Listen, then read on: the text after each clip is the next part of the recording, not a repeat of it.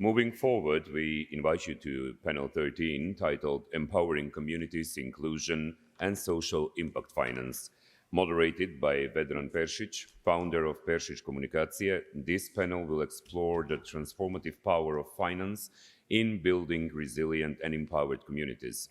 Welcome. It's Social Impact Finance and Financial Inclusion. That's the title of our panel. Lovely. If we could summarize ESG in a couple of words, it could be social, it could be impact, and it could be finance. As a former banker, I'm familiar with this topic. I love it. And I hope you won't mind that I start with the banker on the floor, with Miloš. So when we talk about social impact finance, it refers to investments made with the intention of generating measurable social environmental benefits. When we talk about financial inclusion, we seek to provide individuals and businesses with useful and affordable financial products and services. UCB offers a range of products for underserved individuals. What is your impression of these products and the impact on people's lives, and how that inform your business strategy? Thank you. So yes, Universal Capital Bank is very present in the servicing underserved people and groups in society. So we have to say, I have to say some few groups. We have the very best rate in the Montenegrin market for pensioners loans. So not only best in the price range, to say, it's also best in the approach toward the pensioners. As a bank who is client centric and very focused on approaching the clients and tailoring products for their exactly needs.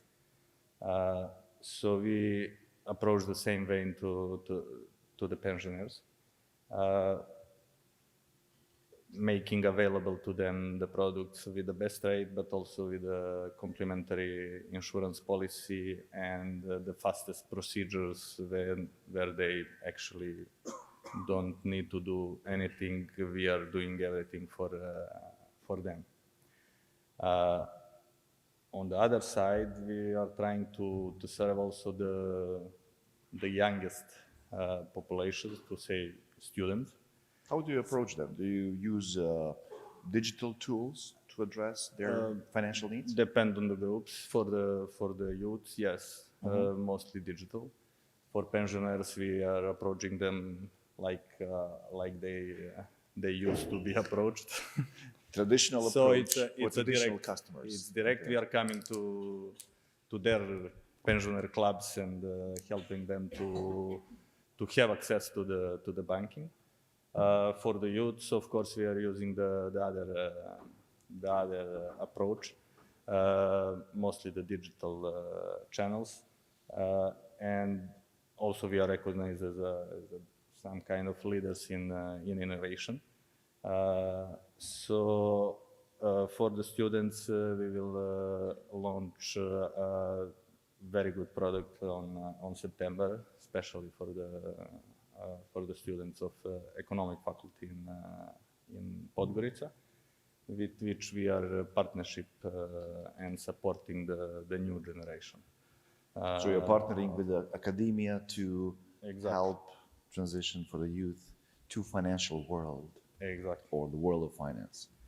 Exactly. So, and recently we support the initiative of the Central Bank of Montenegro to reduce the interest rates, which are due to the macro economic situation and global movements are very high at the moment. So we supported it with reducing the microloans and the loans to the most vulnerable segments of the society. And I believe this is very good initiative from central bank and reminds us that we need to feel the society and to support it. However we are successful in our endeavors, we don't need to. We have to be aware and not to forget about about their needs. Absolutely. Thank you. Mejra, title of our panel is Social Impact Finance, Financial Inclusion, Empowering Communities. If we enter your website, the first word that we can see is impact. Yes. So it's all about impact. Sure.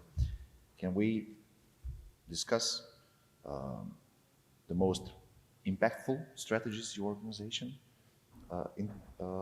has implemented? Sure, I think you said it well. Finance in Motion is indeed all about impact. We have 7 funds under our management as one of the leading asset management company globally. These 7 funds are investing, are basically focused on impact investing, and 2 of them are relevant for Western Balkan region. This is European Fund for Southeast Europe and Green for Growth Fund.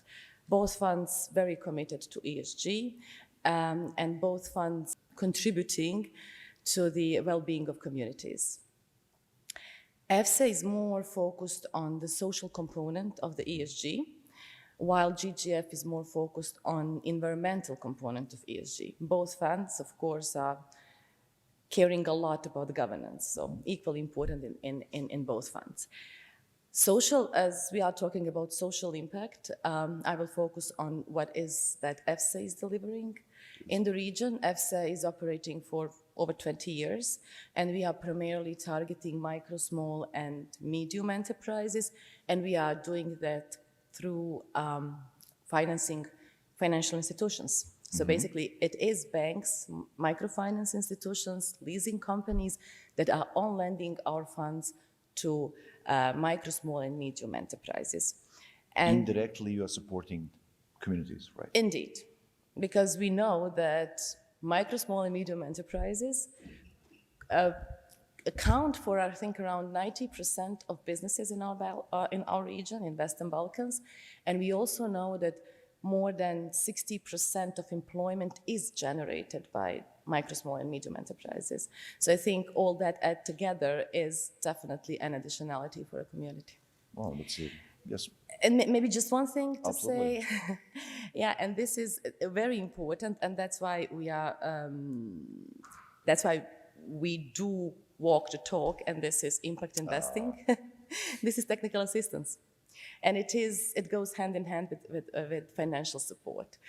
And this technical assistance could be targeted to our partner institutions. These are banks, MFIs, leasing companies, financial institutions in general, but also can be targeted to the clients of our partners, which are, again, micro, small, and medium enterprises. So it is about building their capacities in order for them to be more inclusive, in order for them to have a higher additionality for the overall community's well-being.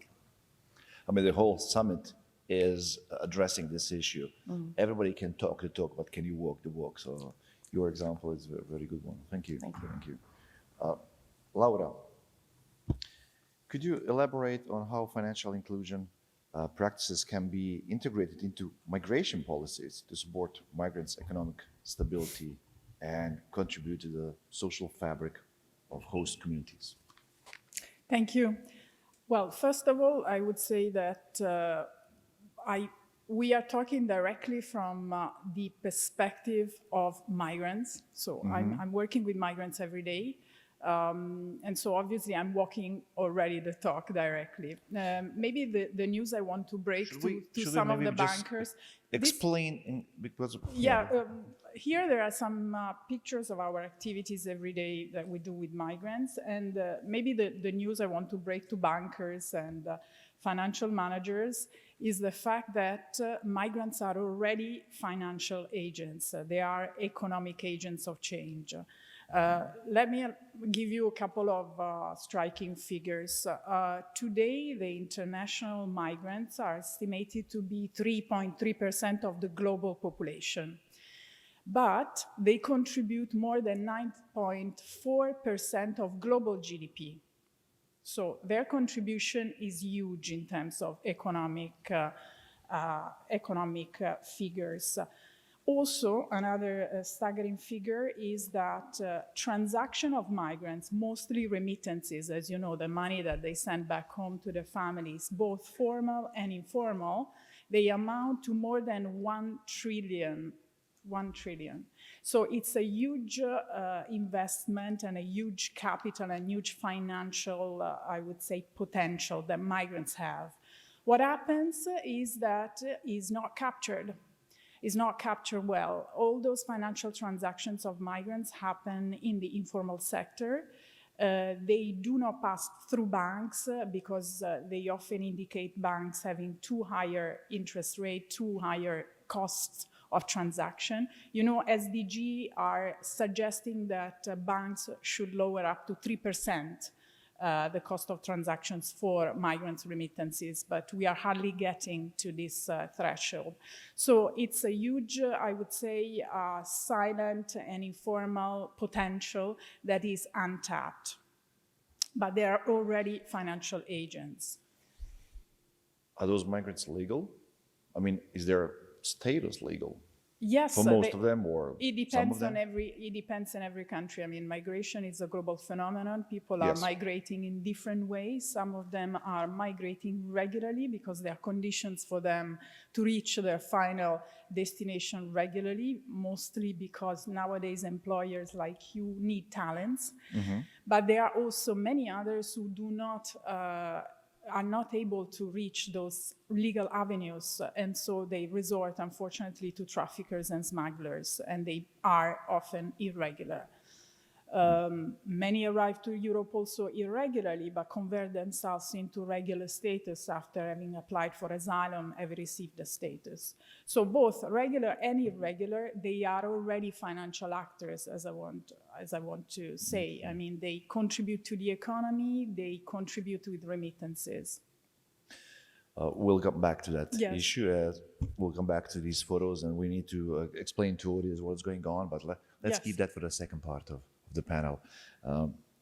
Vesna, internal controls play an increasingly integral role in ESG data.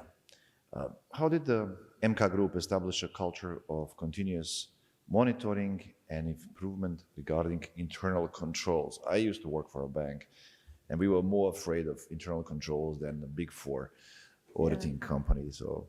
Okay, but now we are talking some about ESG, which is a nice topic, not control. Still. Okay. As you probably know, the MK Group is one of the largest companies in the region, and it's involved in different areas of business like agri and food, hotels, real estate, also energy segment. And on daily basis, we are producing tons of data and tons of information, both structured and non-structured, both data that will support our ESG strategy and the other ones. And in order to focus our controls, to support ESG in our company, first of all, we set the very clear targets. What are the material topics and what is the thing that we are following? What are the metrics that we are controlling? And then we have a very good sponsorship by the top management. I think this is very important for everything we do, to have the clear governance structure.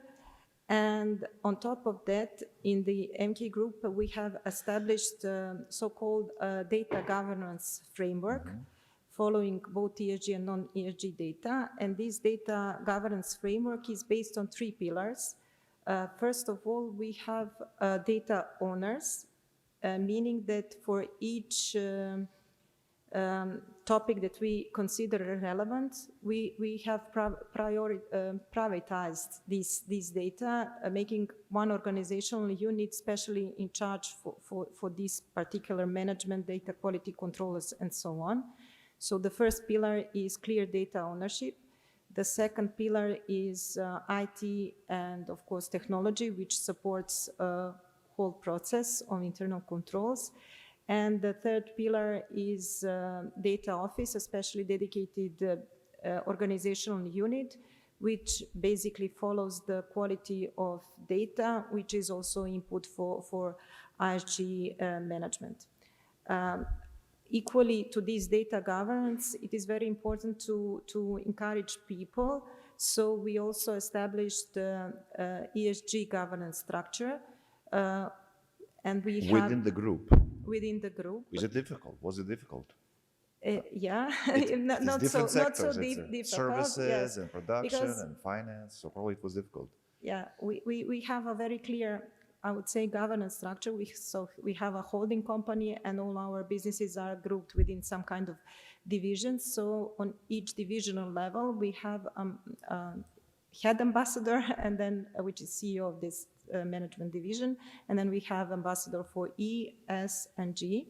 And on top of that, they are coordinating colleagues from these divisions, setting clear targets, measuring, following this process. And I think it's very important also to spread this ESG culture across the organization and to organize different types of education to our people. So these are the people who value the most within the group. And also on top of that, there is a group ESG board, which follows and coordinates these ambassadors. So Sounds good. Yeah. Cheers to that. Well, Branka, when I was participating in the early morning panel, I was telling that ESG is about truth.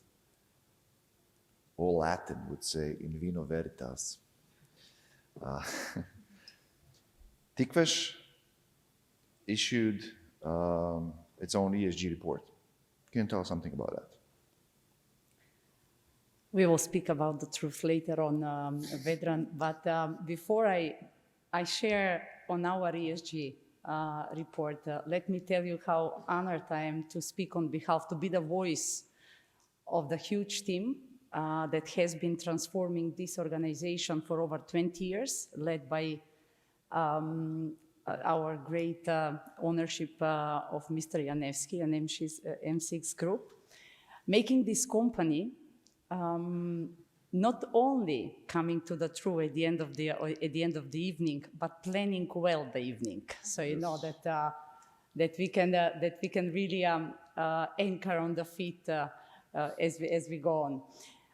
A little digression, but you know, Tikveš is the biggest and the oldest winery in the region with a huge responsibility, not only within the company, but beyond, because our responsibility goes from the grape grower to the consumer. And all of you officially, you are now Tikveš wine consumers after last cocktail party.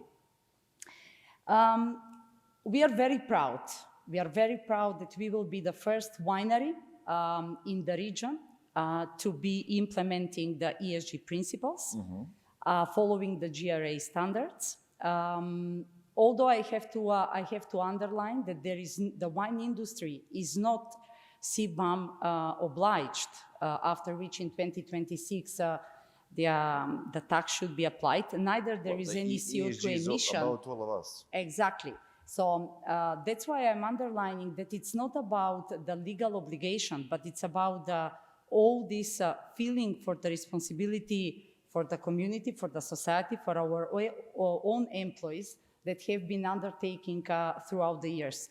In the last 20 years, Tikveš invested over 40 million in improving its technology, maximizing the efficiencies, investing in people and beyond, starting from what I said, the grape growers to the consumers.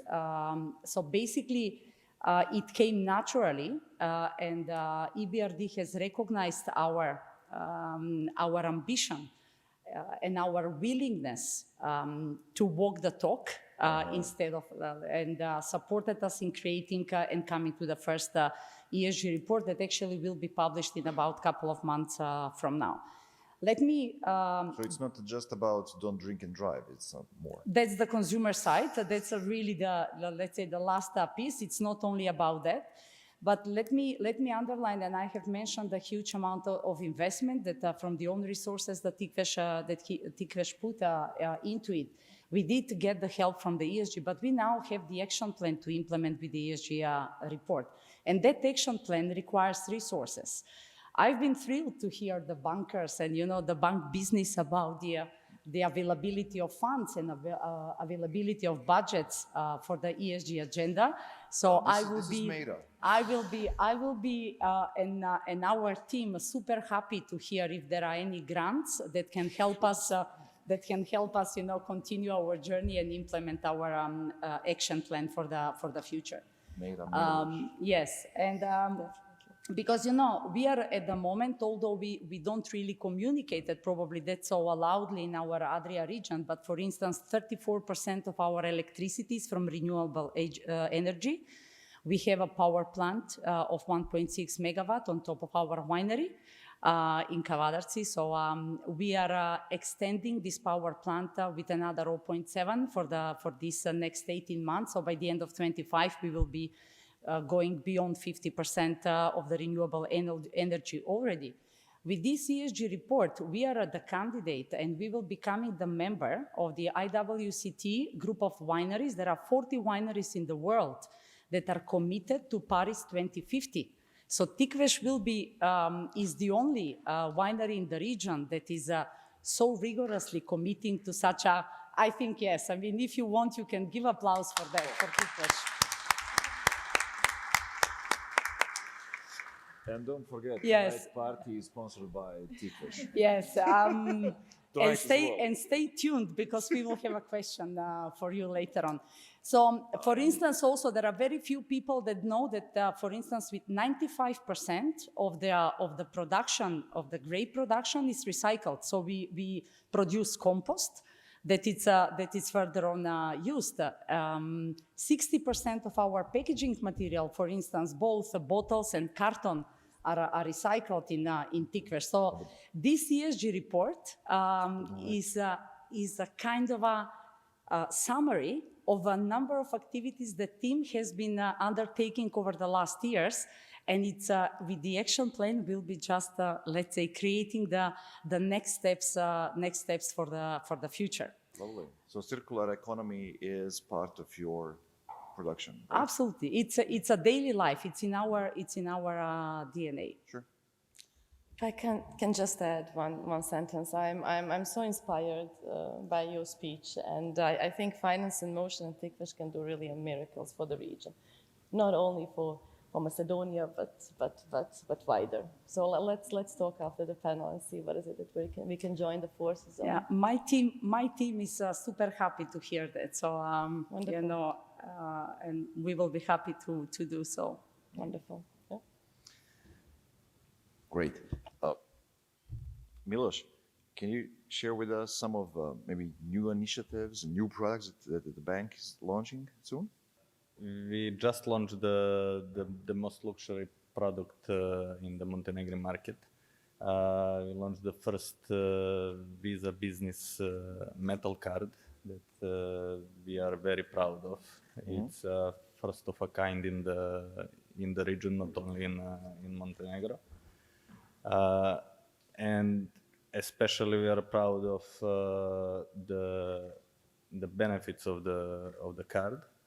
And also how we help the community with this card. So we connected in a way the most powerful in the society with the most vulnerable, and they who needs the most. So the part of membership fees that our biggest clients are paying for this luxury product is going for the financing of one new project that we are very happy to announce. Is the next gen that we are launching with our Sustainary partners in cooperation with the organizers of this great summit, where we will support 7 young people from the faculty, from the University of Montenegro,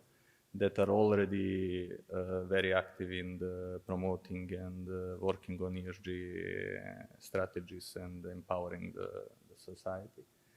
So in creating the future leaders that will be on the very next summit next year, probably the panelists here to share what they achieved in this year between. Sure, great. Investing in youth. Mejra, what areas or sectors do you think will become focal point for investors? Well, with all what's happening, I think there are a number of sectors that do deliver social impact and could be relevant for many investors. But from the EFSA perspective, I think we are now very much looking into sustainable agriculture. Mm-hmm. Sustainable agriculture, we heard from MK Group. I think this is something that you are also interested in and working on heavily. It is about food security, and it is about sustainable business models, sustainable approaches to this segment. I think what we are currently doing, we are working with our, again, partner lending institutions. This is how we call banks, MFIs, and leasing companies, to deliver strategies that do provide for the food security. We do that with funding and also with the technical assistance. And technical assistance, currently we are developing a green list of eligible measures that do fall under this sustainable agriculture component. And yeah, it actually, when I was thinking about sustainable agriculture, I thought that's almost a rocket science, but it's actually very simple. You say sustainable agri, then what it is that needs to be done, what kind of modern equipment you need to have. But actually it can be also very simple measures. Definitely, as there are some modern digital equipment that could contribute to that, but there are also very simple measures like crop rotation, like water efficiency, like a simple irrigation system. So all that can really contribute a lot to cost savings of the farmers, and then improve farmers' resilience to climate change, and also make them bankable and better clients for the banks. So sustainable agriculture is on top of our list. And I think there's one more segment, and I think it's becoming more a segment, and this is women in business or women-owned businesses. Okay. When we look at the region, it's unfortunately still only the topic, so there are no concrete results in that. It's although there's some talk to talk, huh? Yeah, it's a talk to talk, unfortunately, but we believe that there's some time is needed, but I think we'll get to the level when we walk the talk also in this segment. If you can just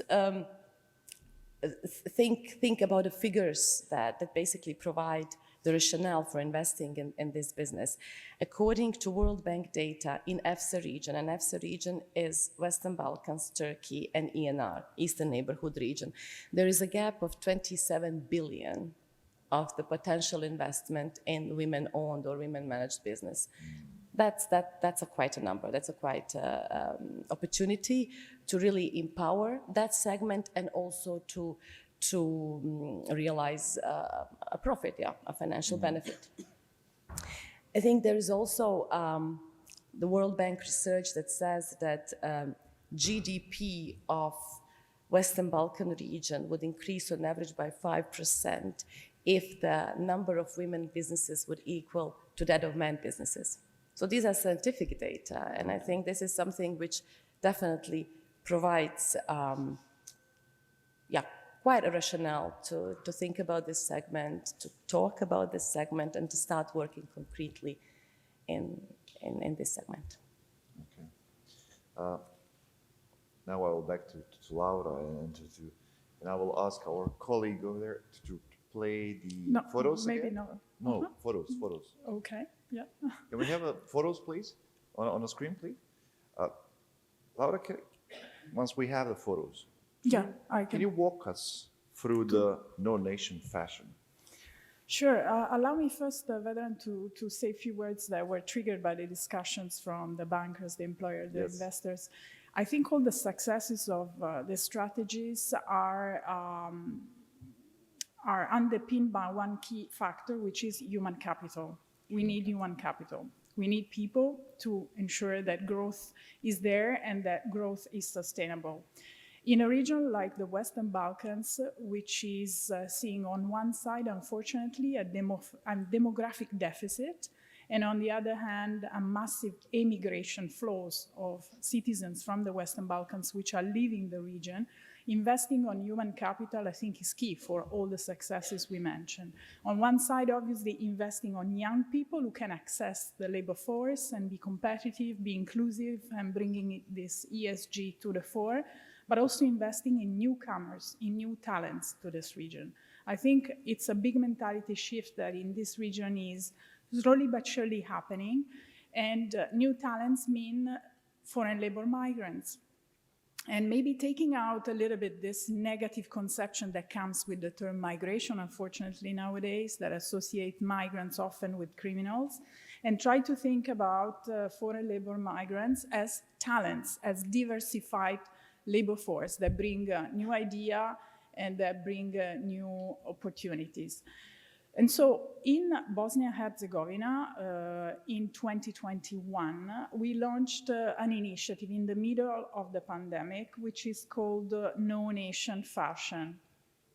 I will ask later to show a little video of one of our beneficiaries, but that later on. The technical assistance guy to play us not video, but the photos, please. Yeah, I brought some pictures of this beautiful project that started in 2021. We were talking about inspirational projects, and I think this one is it's a very inspiring project because for once it tries to shed a positive light on migration. So in the middle of the pandemic, migrants were stranded like many of us, borders were closed. And so obviously there was this sense of how can we engage vulnerable groups who are stuck in a country which is not their country, who might have a number of psychosocial consequences. So we engaged them initially in some tailoring initiatives in the transit reception centers across Bosnia-Herzegovina. And these are places where people receive protection and assistance. And we engaged them in starting to tailor initially anti-COVID masks, but then we immediately realized that many of these people were actually having enormous skills, tailoring skills. They were maybe working in tailoring or in fashion before in the countries of origin, so they had a huge potential. And thanks to a Bosnian designer, we then started to create a brand. We felt that there was the opportunity to bring those talents from abroad and from the region together. And we created this brand called No Nation Fashion, which is supported by the European Union, but is powered by the IOM, the agency that I'm representing. And this brand basically wants to pass the message that creativity has no borders. Innovation is tapping onto diversity and richness which come with migration. This brand is making big tours. I'm just back from Strasbourg at the European Parliament where we did a big exhibition for the outgoing MEPs. It was the last plenary session of the EU Parliament who were observing the beautiful garments made by migrants. But we also were able to go to the New York Fashion Week, to various fashion weeks in the world, including in Italy. So this initiative is growing, and we would like to bring it to the other countries of the Western Balkans, where there is also a very good design potential, if you think about Serbia or Montenegro, where there are already fashion weeks, and try to pass this message of richness that come with diversity. I also brought a video of one of our protagonists, and she's an Afghan woman who's called Behishte, and she was at the origin of this brand. And if you think about Afghanistan today, I mean, in Afghanistan, women cannot go to school, cannot get out of their houses. So this initiative, and if you see the video, you will see, this initiative has unleashed the potential of a marginalized group today, unfortunately, in Afghanistan. So today, Behishte is in Germany, and she's studying fashion, and she wants to continue her life in this sector. So already changing the life of that person, I think on its own, it's a huge investment and huge potential. So I don't know if we have the short video of her just talking about this experience. Otherwise, Good day, everyone. I'm Behishte Hafizi. Today I'm here, thrilled to share my journey with you all. At the age of 26, now I call Germany my home, but my story began in Afghanistan. Actually, in 2020, I dreamt to having a better life. I left my homeland with my family. But back home, I was always inspired to work on fashion. And that was a dream of mine. The path to come to Germany was not without challenges, a lot of stress, and it let me go to a lot of countries. Along the way, in 2021, I settled down for some time in Bosnia. Actually, I can say I was so lucky that I had the chance and opportunity to be witness and be part of the development of no national fashion brand. In the temporary reception center, we created the brand, the first clothing and organization for the fashion show on December 2021. And the experience deeply resonated with me. No nation fashion symbolizes as fashion non-have border. Everyone can express themselves without any conditions. You can let yourself be free. Actually, that time I had a lot of things in my mind that I remember. I was designing clothes and drawing before as well, while my mom is a tailor. So that's something normal for us that to do this stuff.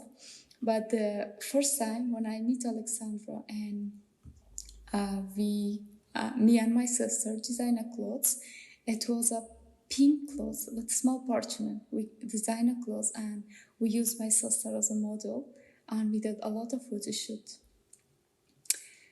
And we can say that was a really good experience because of, we are migrants, we coming the way full of stress and stuff.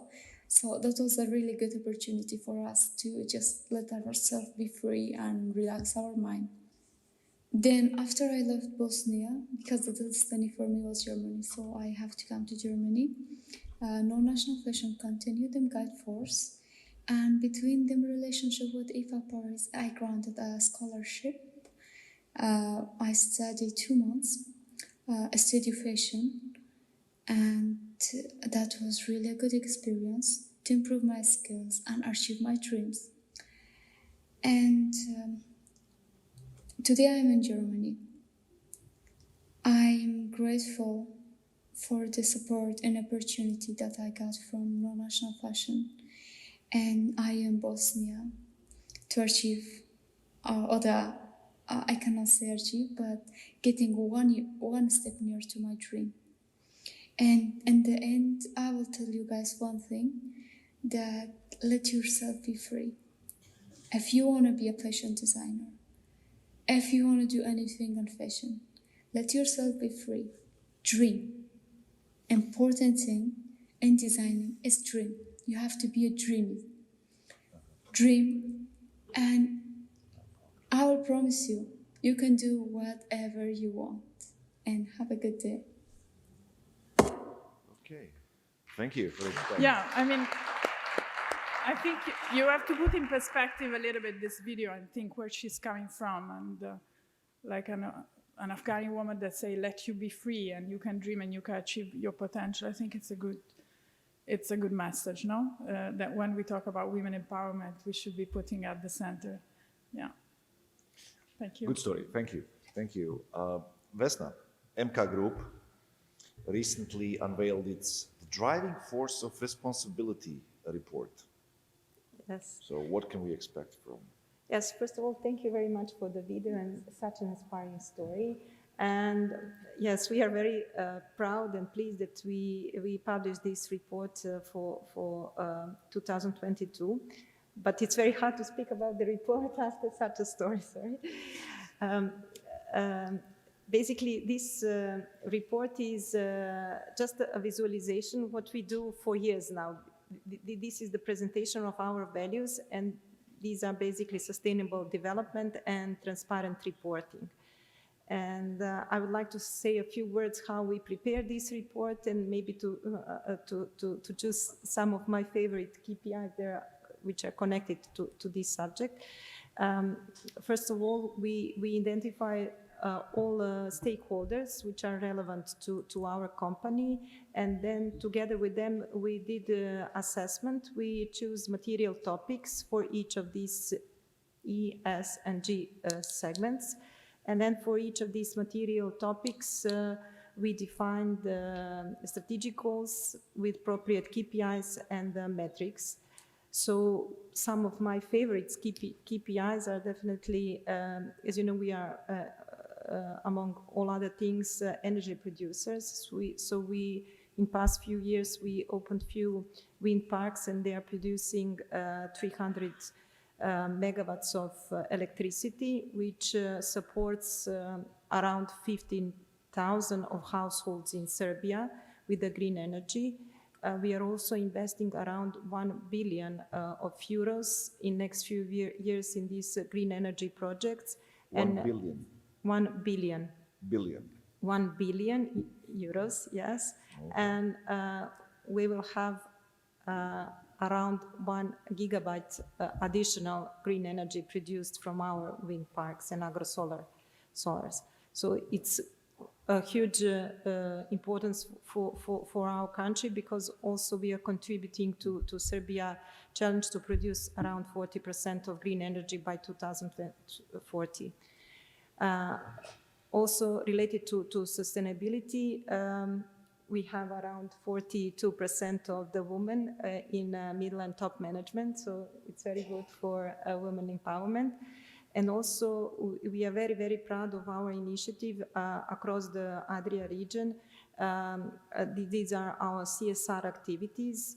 Last year we put around 680,000 euros in the maternity hospitals, I think it's the name in English. And this year we are supporting kindergartens in the same amount.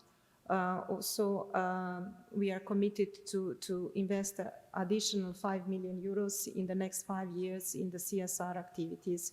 So there are a lot of other KPIs which I would not like to bore you, but just these few to mention. And also, yes, I invite all of you to look to our report on our website. So we are very, very proud of this publication. Excellent. Branka, ensuring fair working conditions is one of the ESG aims. How you handle that issue? To answer properly this question, I will need the help from the audience. Oh my God. Okay, so you are officially the Tikveš consumer since last night cocktail, okay? So we have a volunteer. Anyway, you know, we are ESG company and we don't speak after the party. You know, we only, when we see each other, we understand each other. That's it. But let me see how many of you, or who of you, has remembered the slogan oh my God. of the brand Ludamara that you have been enjoying last night responsibly. And it's not in vino veritas. And I have one bottle of that great white cuvée to give as a gift to the consumer who remembers the slogan. Yeah, the slogan is on the bottle, but actually the letters are so small. The slogan you was can't on the billboard, you know, that you were passing by all the time while enjoying. Yeah, that's a clever Poglasno, Tanya? Yes. Look the world in the eye. So this bottle goes to Tanya. Thank you, Tanya, for being so, I think I will ask...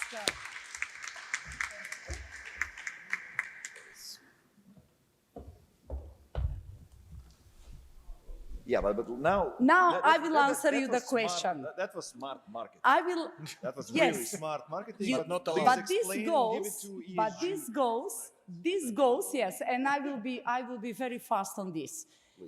Yesterday, some panelists were saying, you don't need to be big to make an impact. Okay, that's a good one. So we are a small company, but in everything we do, we can make an impact. And the message with Look the World in the Eye, it's all about encouraging every one of us to look the world in the eye, not to be afraid, and to be optimistic, and to do everything we can to make an impact, to make a positive impact. And why I'm saying that, this slogan is not only a slogan of a brand.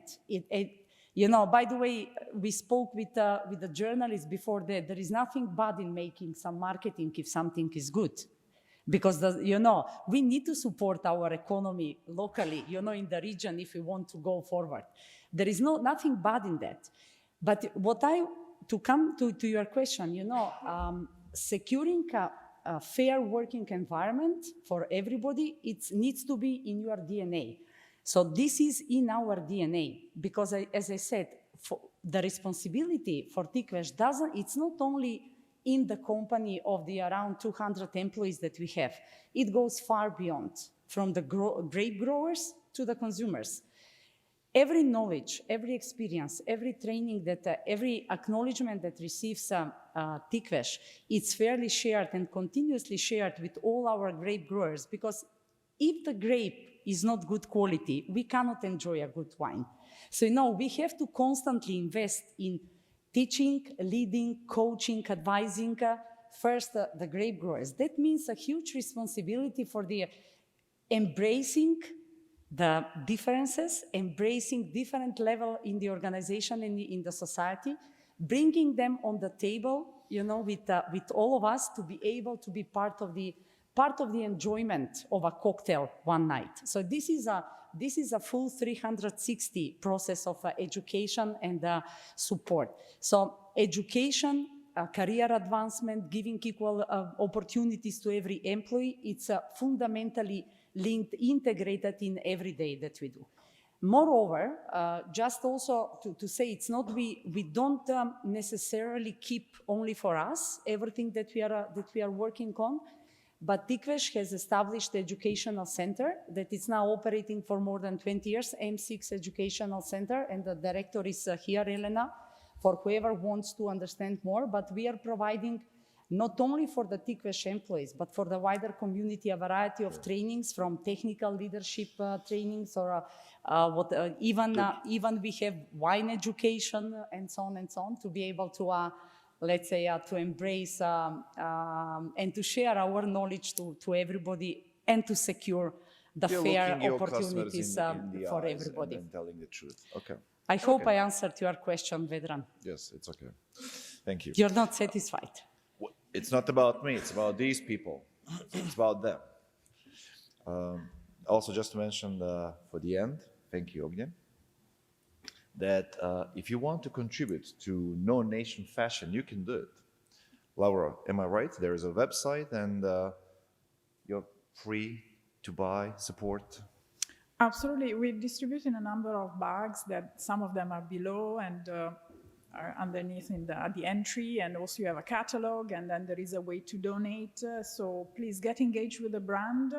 Also banks or others, if you're interested. We are in full development now in the Western Balkans, and if you want to know more, I'm here available, and very happy to be here. Thanks. Thank you. I kindly ask you to applaud for my panelists. They were great.